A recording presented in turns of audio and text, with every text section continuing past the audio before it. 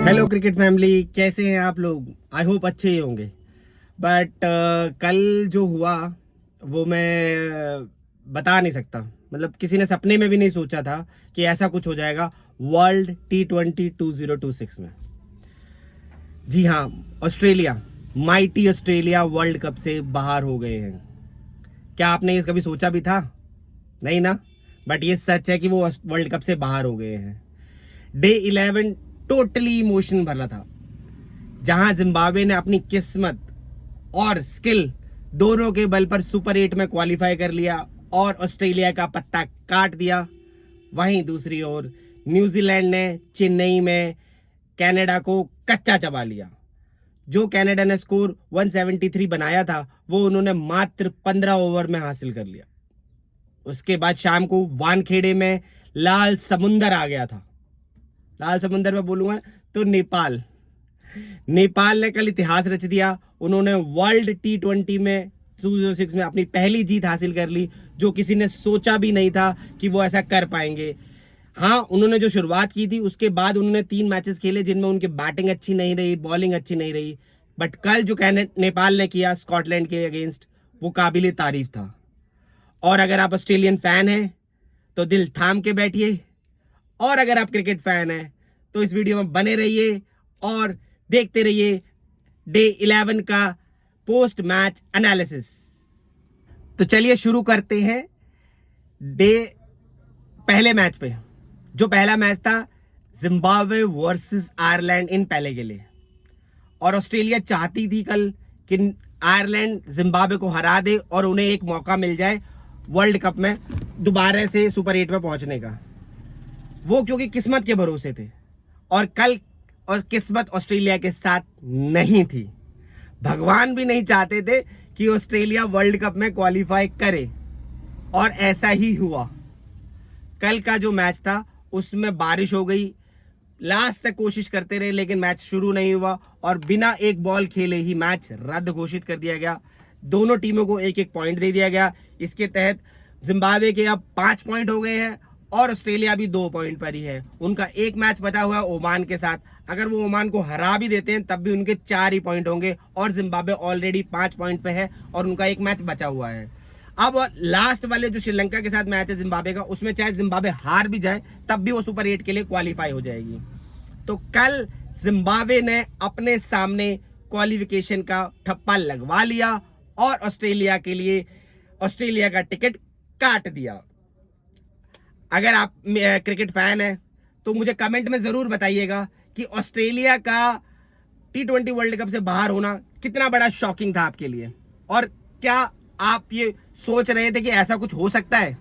तो चलिए शुरू करते हैं कल के दूसरे मैच पे, जो था न्यूजीलैंड वर्सेस कनाडा। उस मैच में जो हुआ वो भी काबिल तारीफ था। कनाडा ने पहले बैटिंग करी टॉस जीतकर, और उनके ओपनर युवराज सांबरा ने 110 रन मारे 65 बॉलों पे, और उनके कैप्टन दिलप्रीत बाजवा ने 36 रन मारे 39 गेंदों पर। न्यूजीलैंड की बॉलिंग कुछ खास नहीं रही। मैट हेनरी ने 1 विकेट लिया 28 रन देकर, जेकब डफी ने 1 विकेट लिया 25 रन देकर, कायल जेमिसन ने 1 विकेट लिया 41 रन देकर, और जिमी नीशम जो ये मैच पहली बार इस वर्ल्ड कप में पहली बार खेल रहे हैं, उन्होंने भी 1 विकेट लिया 38 रन देकर। उसके बाद जब न्यूजीलैंड खेलने आई तो उनके पहले 2 विकेट बहुत जल्दी गिर गए थे, 30 रन पे 2 आउट हो गए थे, और रचिन रविंद्र और ग्लेन फिलिप ने कनाडा की बॉलिंग का धागा खोल दिया। मैं लिटरली ये वर्ड यूज कर रहा हूं कि कनाडा की बॉलिंग का धागा खोल दिया। जिस तरह से वो दोनों पूरी ग्राउंड में छक्के चौकों की बारिश कर रहे थे, कनाडा को आसपास भी नहीं आने दिया और मैच को वन साइडेड कर दिया।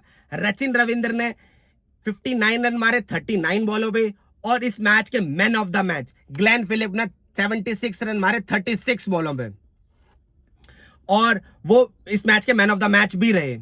अगर इंटरेस्टिंग फैक्ट्स बताऊं इस मैच के, तो युवराज सांबरा ने scored a brilliant century in 110 for Canada. First Canadian player बन गए जिन्होंने T20 वर्ल्ड कप में सेंचुरी मारी है। न्यूजीलैंड ने ये टारगेट 15.1 ओवर में ही चेंज कर लिया, जैसे कि उनको सुपर 8 में पहुंचने का बहुत जल्दी थी, और इसी तरह उन्होंने सुपर 8 में क्वालिफाई भी कर लिया। रचिन रविंद्र और ग्लेन फिलिप ने मैच विनिंग पार्टनरशिप करी, जो न्यूजीलैंड को इस मैच में जिता गई, साथ ही उनको सुपर 8 में क्वालिफाई भी करा गई। अब न्यूजीलैंड ने सुपर 8 में क्वालिफाई कर लिया है। न्यूजीलैंड अगर पाकिस्तान आज मैच जीत जाती है तो वो उसके साथ ग्रुप में होगी। तो चलिए शुरू करते हैं कल के मैच नंबर 3, जो शाम को 7 बजे खेला गया, स्कॉटलैंड वर्सेस नेपाल। और उस मैच में जो हुआ वो किसी ने भी नहीं सोचा था। कोई स्कॉटलैंड के सामने नेपाल को आंक भी नहीं रहा था कि नेपाल कुछ कर भी पाएगी, क्योंकि फर्स्ट मैच में नेपाल ने इंग्लैंड के अगेंस्ट अच्छा परफॉर्मेंस किया था, लेकिन उसके बाद वो इटली के साथ अच्छा परफॉर्मेंस नहीं कर पाए, वेस्ट इंडीज के साथ अच्छा परफॉर्मेंस नहीं कर पाए।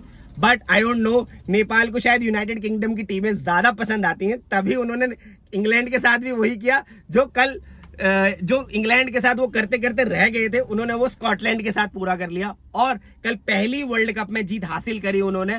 पहली बार नेपाल ने T20 वर्ल्ड कप के 2026 में फर्स्ट विन हासिल करी और वानखेड़े में लाल समुंदर लहराया हुआ था। नेपालियन फैंस पूरा वानखेड़े भरा हुआ था। जब भी कोई नेपाल का बेस्ट मूवमेंट आ रहा था तो वो पूरा सपोर्ट कर रहे थे, और जिस तरह से वो अपनी टीम को सपोर्ट करने आए थे, हैट्स ऑफ है। मतलब कल जब पहले स्कॉटलैंड ने पहले बैटिंग करी, मगर मैं बोलूं तो इस मैच में ना 3 फेजेस रहे। पहले स्कॉटलैंड ने मैच में हावी रही, उन्होंने पहले बैटिंग करी, 10 ओवर में 80 रन लगा दिया और 1 विकेट था। 131 पर उनका दूसरा विकेट गिरा और उस टाइम पर यह लग रहा था कि स्कॉटलैंड जो 200 के आसपास पहुंच जाएगी। बट उसके बाद नेपाल ने बहुत अच्छी बॉलिंग करी उनकी तरफ से। जो अगर मैं बोलूं, कामी, जिन्होंने 3 विकेट लिया, 25 रन देके, उन्होंने एक ही ओवर में 2 सेट बैट्समैन को बाहर भेज दिया था, जॉन्स को और मुलेने को, एक ही ओवर में, और एक बहुत ही अच्छा कैच पकड़ा। नेपाल ने कुछ कैचेस भी छोड़े, लेकिन उसके बाद भी उन्होंने स्कॉटलैंड को बढ़ने नहीं दिया। अपने कटर्स, स्लोअर्स और वानखेड़े की भी जो स्कोरिंग के लिए बहुत अच्छी जानी जाती है, उसमें कटर्स मार मार के स्कॉटलैंड को परेशान कर दिया। कई बार तो ऐसा हो रहा था कि स्कॉटलैंड बॉल को टच भी नहीं कर पा रही थी, उनकी बॉडीज पे बॉल लग के सिंगल्स मिल रहे थे और डबल्स मिल रहे थे।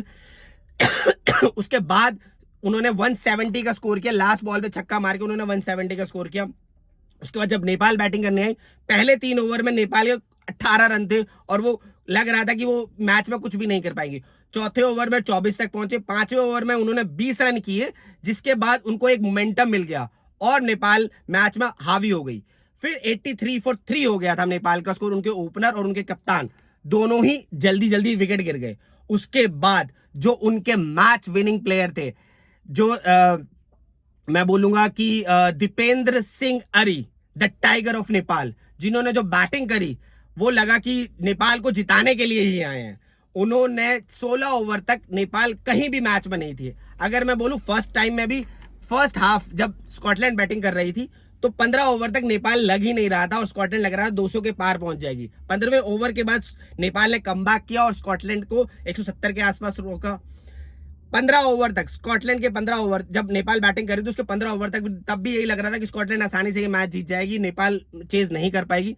दीपेंद्र अरी और गुलशन ने जो बैटिंग करी, उसके बाद एक ओवर में 20 रन और 18 रन लगा के मैच को 1 साइडेड कर दिया। लास्ट ओवर में उनको सिर्फ 5 ही रन चाहिए थे और वो ये नहीं चाहते थे कि इंग्लैंड वाली गलती दोहराएं, तो उन्होंने 19.2 ओवर में ही मैच जीत लिया। और मैं बोलूंगा, जिस तरह से नेपाल की तरफ से बैटिंग करी, गुलशन अरी ने जिन्होंने 50 रन मारे और आरिफ शेख ने जिन्होंने 33 रन मारे और मैच को आराम से जिता दिया नेपाल को। तो नेपाल की, मेरे लिए आज के मैन ऑफ द मैच, और exactly man of the match भी दीपेंद्र सिंह अरी थे, और ये रहा उनके लिए मेरा सैल्यूट। और नेपाल ने ये मैच 7 विकेट से जीत लिया। अगर मैं स्कॉटलैंड की तरफ से बोलूं तो कुछ अच्छी परफॉर्मेंस उनकी तरफ से भी रही। उनकी तरफ से माइकल जोन्स, जिन्होंने 71 रन मारे, मुलेनी जिन्होंने 25 रन मारे 19 रन देकर, और लीस जिन्होंने 3 विकेट लिए 30 रन देके, और एक बारी को स्कॉटलैंड को वो मैच में ले आए थे। उसके बाद स्कॉटलैंड की तरफ से किसी भी बॉलर्स ने कुछ खास परफॉर्मेंस नहीं दी और नेपाल ने ये मैच आसानी से जीत लिया। आज अगर मैं बोलूं तो डे 12 में 3 मैचेस हैं। 3 मैचेस में 2 मैचेस ज्यादा इंटरेस्टिंग नहीं है। जो पहला मैच है वो साउथ अफ्रीका वर्सेस यूएई का मैच है, जो आई होप जाए, उसमें कोई इतना इंटरेस्ट नहीं है। तीसरा मैच इंडिया वर्सेस नीदरलैंड है, उसमें भी कुछ खास नहीं है। लेकिन एक बहुत बड़ा मैच है जो क्वालिफिकेशन के लिए जरूरी है, वो है पाकिस्तान वर्सेस नमीबिया। और जिस तरह से पाकिस्तान की फॉर्म चल रही है, मुझे नहीं लगता कि वो पाकिस्तान के लिए नामीबिया को हराना आसान होगा, क्योंकि नामीबिया ने अपने तीनों मैचेस में बहुत अच्छी फाइट दी है। इंडिया को भी अच्छा फाइट दिया, यूएसए को भी अच्छा फाइट दिया। तो मुझे नहीं लगता कि पाकिस्तान के लिए नामीबिया को हराना आसान होगा। अगर आपको लगता है तो प्लीज कमेंट में मुझे जरूर बताइए। और मैं बताना चाहूंगा कि आज जो नेपाल ने किया उसके लिए मैं हेड्स ऑफ करता हूं, और मैं उनके लिए बेस्ट ऑफ लक बोलता हूं कि फ्यूचर में वो अच्छा परफॉर्म करें और आगे भी वो ऐसे ही खेलते रहें। तो प्लीज अगर आप ये मेरा वीडियो यूट्यूब पर दे रहे हैं तो लाइक, सब्सक्राइब एंड शेयर करें, और अगर आप ये मेरा वीडियो फेसबुक पर देख रहे हैं तो प्लीज मेरे पेज को सब फॉलो करें और मेरी वीडियोस को लाइक करें। Thank you and cheers.